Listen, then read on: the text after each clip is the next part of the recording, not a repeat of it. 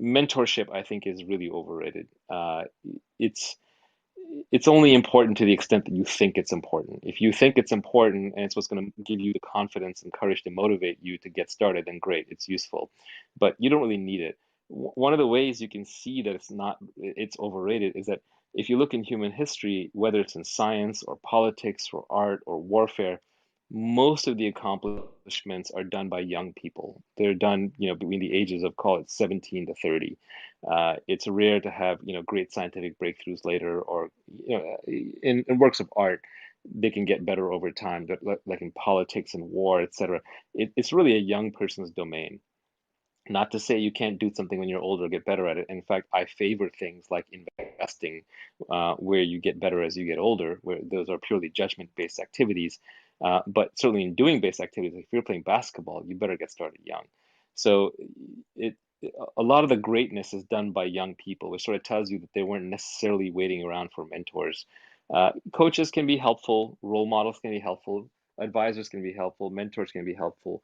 But these are all things in the margin. These are not the central thing. And if you spend too long searching for a mentor, it's just an advanced form of procrastination.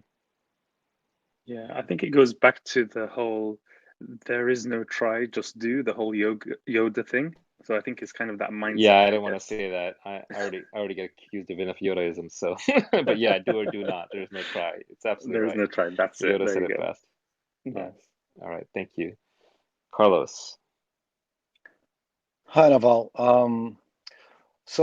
My background is advertising. I work in the industry for a long time and kind of following your advices. I focus mostly on martial arts. That is a big passion that I have. I was able to help Rickson Gracie to develop his online classes. And I'd just like to hear, especially from the philosophical side, what do you think I could do with martial arts and maybe digital?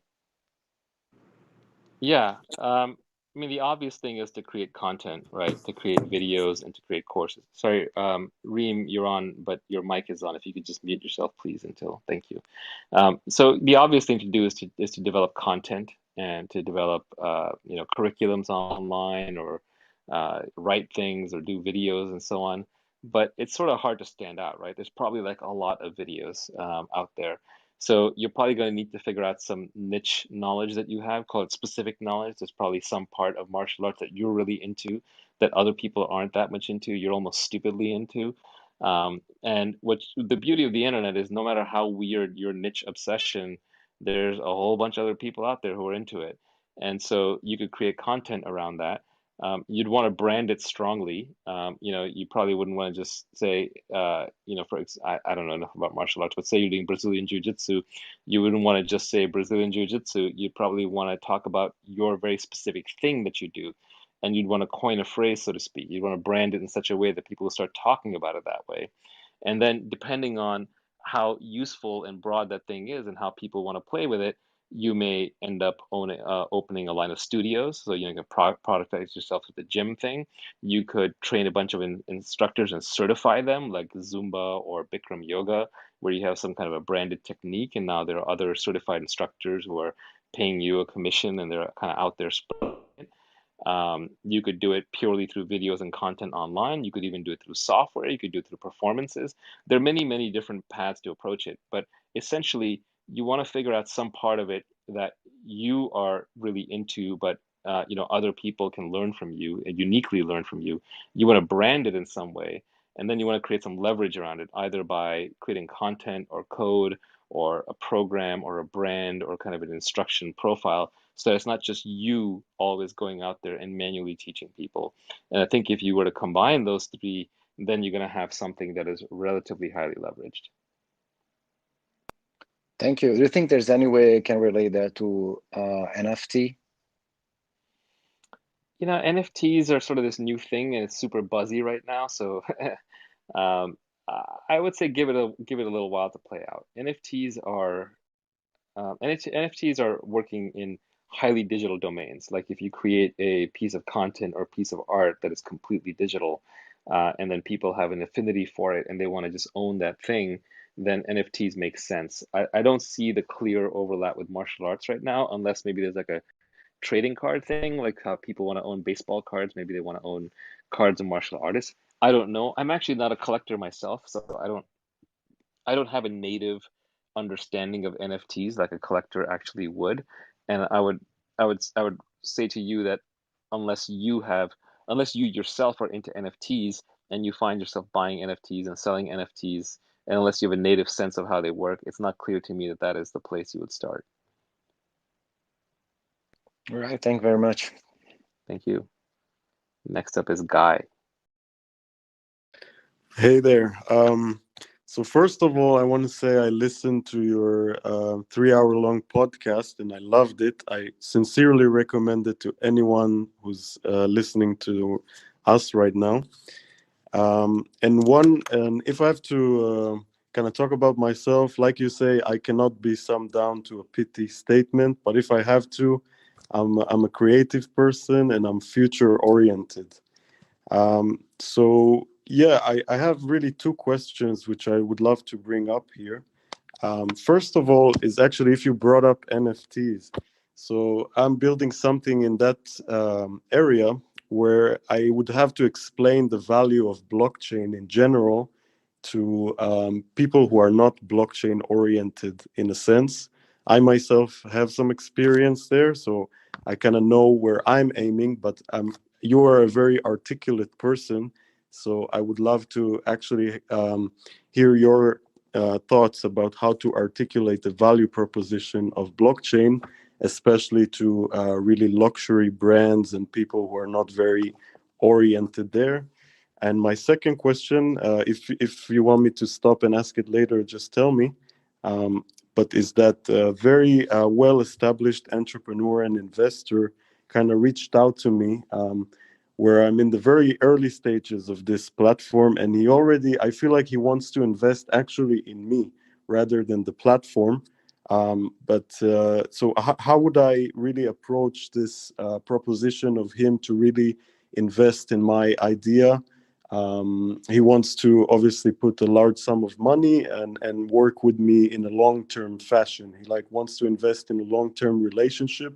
So how would I navigate it since this is my first company, right? Thank you. Yeah, I'm not in a position yet where I can really articulate NFTs and that whole phenomenon yet because I don't fully understand it myself yet. I'm still trying to develop my framework around it, and I don't think I have any unique insights. I think just to kind of give people a sense of what I've gathered so far, which is very incomplete, is that it's basically the blockchain, in a sense, is a perfect digital registry. It's immutable. Once you put data in there, it can't be taken out, and it's highly authenticated.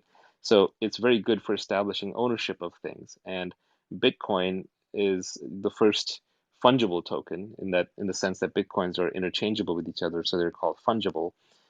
But no one can steal my Bitcoin once it's in there, secured by the network and by my private key. And if you can protect billions of dollars worth of value. Actually, now I think the Bitcoin blockchain is worth $1 trillion as of today. If you can protect and secure $1 trillion worth of value using blockchains, then you can certainly use it not just for the ownership of money, you can use it for the ownership of other things like art, like digital art. And those things are not fungible in the sense that they're not exchangeable. And that could be art, it could be um, domain names, it could be items in video games, and so on. That said, it's not quite clear to me how much value something gets because you kind of have digital ownership. Uh, sometimes that digital ownership has to sort of follow the item. It has to be attached to that media. Sometimes it has to be the media only has value when it's used somewhere, like for example, a game item has value when it's used in a game, and maybe it has different or less value when it's not being used in a game. Um, I cannot say that I have a great grasp on where the value in NFT comes from. I think people like Mark Cuban and others have spoken more about this and are maybe more articulate. I'm still forming my thoughts on it. I think Max just came up here. He may have an opinion on NFTs. Max, do you want to articulate NFTs for us and the value? Well, sure. I came in to ask you a different question. Oh no, Uh, I'm putting you on the spot. Max is a okay, real world friend of mine, perfect. so that's Um, okay. I can let you off the hook. uh, I do think we're kind of in this weird situation right now where people are sort of so there's like these weird sites that are selling land, right? They're literally selling land as NFTs, and you're like, land where exactly? Where does this land exist? Well, maybe in a future VR world, but we don't have all of us wearing VR helmets and walking around VR worlds today. So basically, they're trying to establish the canonical registry for digital ownership of land, just like Bitcoin is trying to establish the canonical registry for digital ownership of money. And what they're kind of hoping is if enough of the early adopters get together and agree that this is the title registry for land online, that when the rest of us come and join them in that quest for online land, because by then maybe there will be good VR applications, that we will agree that their canonical digital registry is the correct one, and they will have won something by being there early. On the other hand, if virtual land takes off in some 3D world that is yet to be invented, then whoever invented that may get to reset the digital registry and say, I don't care that these people came before and bought this digital land. It's fake made up digital land. I can make up my own, and I'm not going to accept their registry inside mine. So there is sort of this subtle battle going on underneath for what is the canonical registry of ownership of non-fungible items. And just like Bitcoin is winning the battle for the canonical registry of the ownership of fungible tokens, there is one going on for non-fungible tokens. Beyond that, though, I don't really understand what's going on. Now, in terms of your question of how to deal with this investor who came to you, I think it's great that the investor believes in you. That's actually the best kind of investor, someone who has conviction in the entrepreneur rather than the business, because businesses come and go. But if someone believes in you, then they're going to be more forgiving of your pivots and your attempts in the future.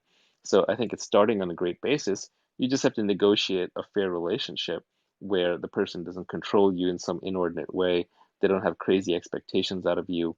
They understand what the role of an investor is, and they give you kind of market terms. But all of that is really highly in the specifics. But I think the best way to start a relationship with an investor is someone who likes you as the entrepreneur. There's nothing better. Thank you very much for your answer. I sincerely agree with everything you said. Just to add on to the point of the value of non-fungible tokens. So I, for example, invested in digital real estate since you already brought it up in Decentraland 4 years ago, which sounds absolutely absurd in some sense. But then again, I just heard the recent news from my home country, Israel, where they sold vertical real estate, meaning they sold the air above the building, which the building is built upon, which in a sense, in an essence, it's like virtual real estate in the meaning of it. So I think definitely there's many interesting things going in this space. I've been following Bitcoin since its early days, since 2010, and I'm very happy to see that it's reaching the adoption that it has right now. Thank you so much for your time. You're really an insightful person, and it was a pleasure talking to you. Thank you, Guy. Sonam, do you want to take a crack? You have a question? Yes, I do. Thank you, Naval, for the Great. opportunity.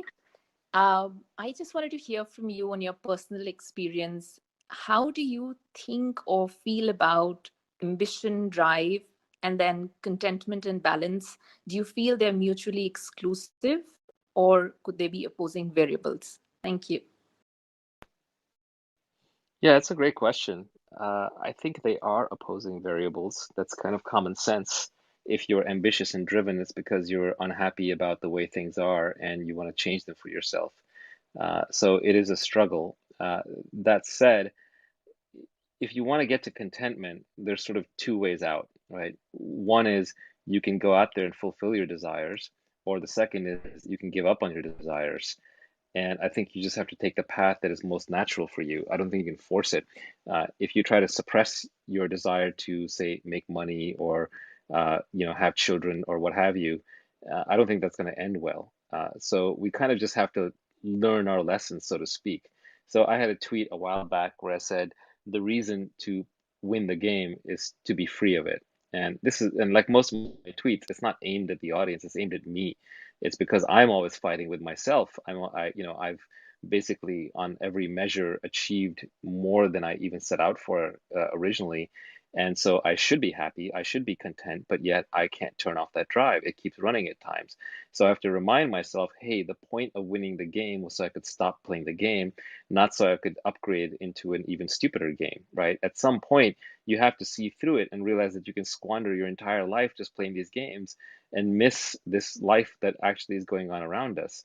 So I would say they do run counter to each other, and it's just an observation, and that observation is helpful for two reasons. One is so that you can stop playing the game when you've won, or at least realize when you're doubling down and going back into a game that maybe you don't need to be playing anymore.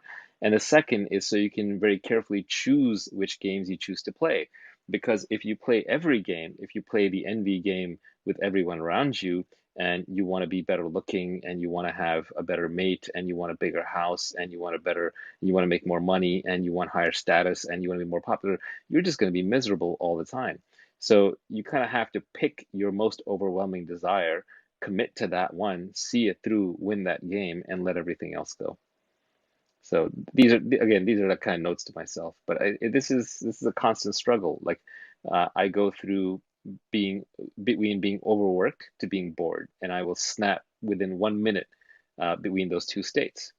And so it's just they do run counter to each other. It's funny. Like I probably spend, I'll spend an hour a day meditating, and then I'll spend the next 2 hours on phone calls, like getting my mind all spun up. And then I'm like, boy, there goes my meditation. There goes the peace of mind that I had from it.